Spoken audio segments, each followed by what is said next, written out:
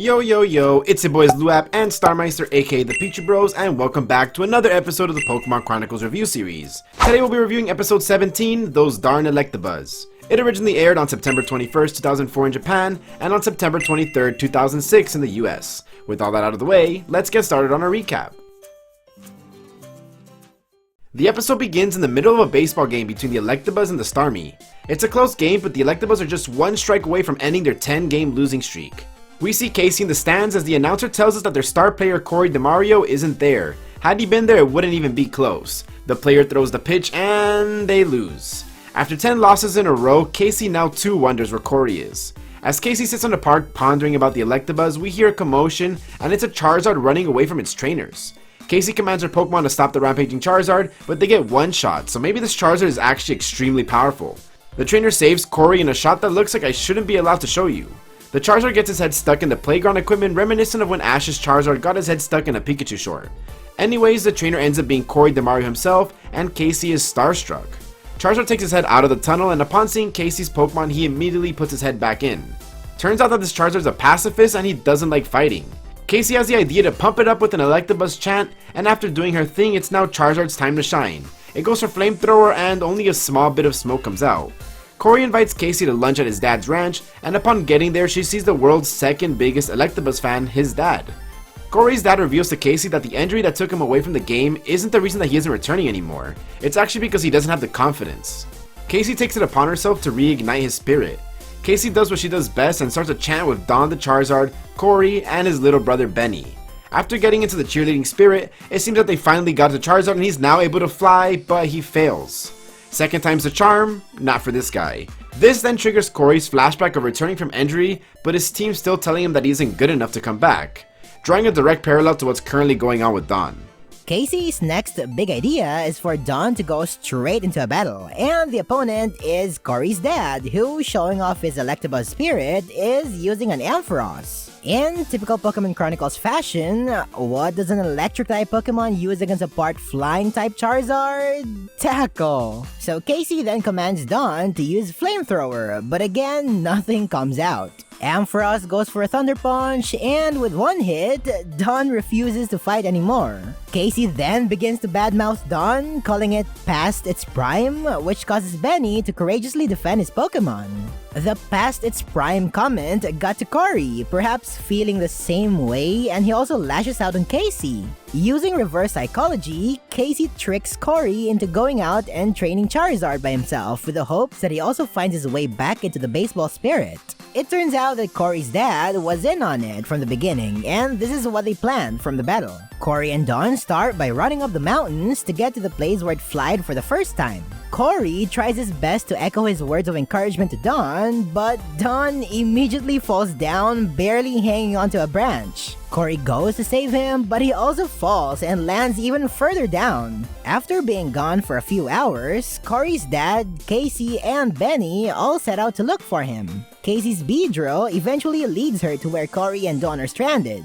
Corey reveals that the reason Don is so scared of water is because when it was a little Charmander, it fell into the water and has been scared ever since. As Casey is stubbornly climbing down to go save them, miraculously a storm spawns, which causes her to fall. This leads Corey to throw a rope to save her, just like the old baseball times. Corey saves her in yet another scene that shouldn't be shown. And as they're climbing up, the rain gets heavier to the point that it causes them to slip and fall. They plummet down the water, and that was just the motivation Don needed to fly down and rescue them. In an emotional scene, we get to see Corey, Casey, and Don flying in the sky together. More awkward scenes later, and we see that Corey made it back onto the mound, and his fighting spirit is as hot as ever. That's it for the episode, and now it's time for ratings and reviews.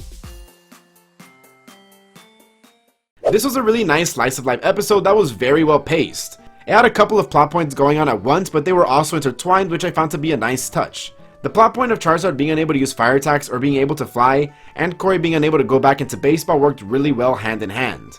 I felt that the pacing of this episode was also very good.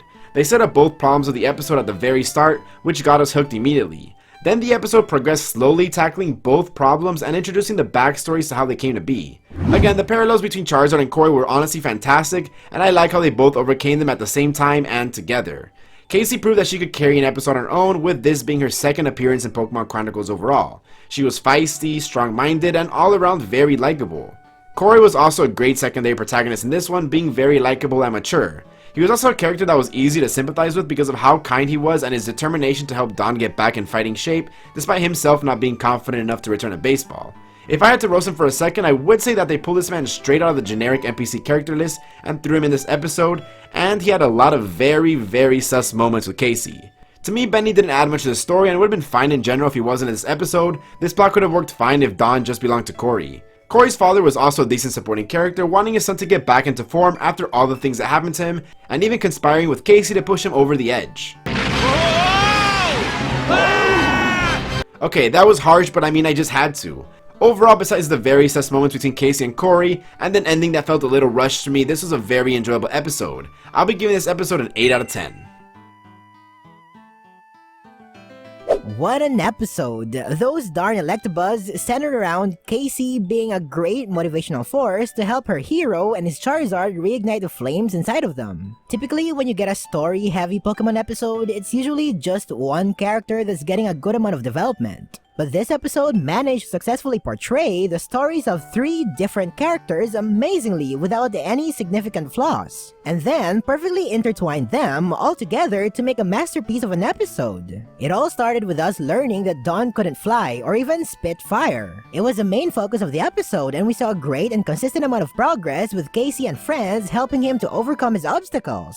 But as Dawn's story was slowly getting fleshed out, another story was also picking up some ground. And that was Corey's fake shoulder injury and him losing motivation to continue his baseball career. It was an amazing B-plot that showcased Casey and Shigeo secretly working very well together to passive-aggressively motivate Corey into rejoining the Electabuzz team. And oh boy, was the exchange between Corey and Casey super over-the-top entertaining and at the same time very impactful to the overall development of everyone. I'm gonna coach Don from now on. I feel sorry for it then. What did you say? A once great pitcher whose shoulder healed a long time ago but he's too scared to go back into the mound? Yeah, that's who I want coaching me and telling me to get over my doubts. I mean, what would he know? Definitely my favorite part of this episode was how the Corey subplot worked perfectly into the Dawn main plot, as we were shown a lot of parallels between both of their stories. These two were once fierce and strong individuals, but now they seem like they have passed their glory days and are just hopeless individuals who couldn't get their spark back.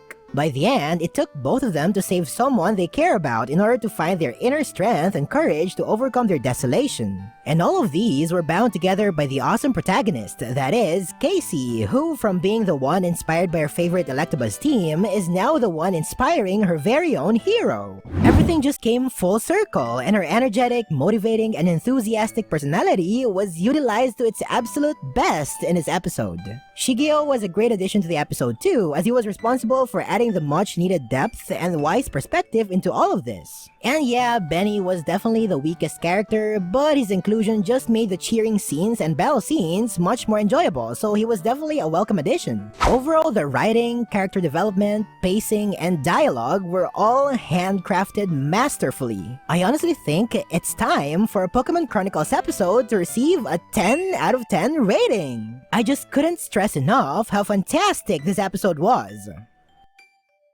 So yeah, that was our review and recap for episode 17 of Pokemon Chronicles, Those Darn Electabuzz. If you enjoyed this video, then I highly suggest you subscribe to both our channels, links are found in the description below. For the next episode of this review series, that will come out next week on Starmeister's channel, so you're going to want to head over to his channel and check that out, or if you want, you can click the playlist that we made and find all the episodes neatly there.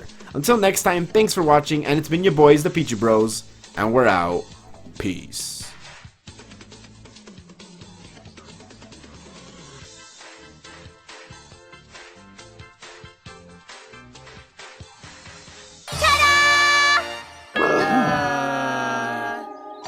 Try to rock 'em and sock 'em. We came here to shock 'em and shock 'em. Come on, you guys. You gotta sell it like you buy it. Oh man, if the other guys on the team could see me like this.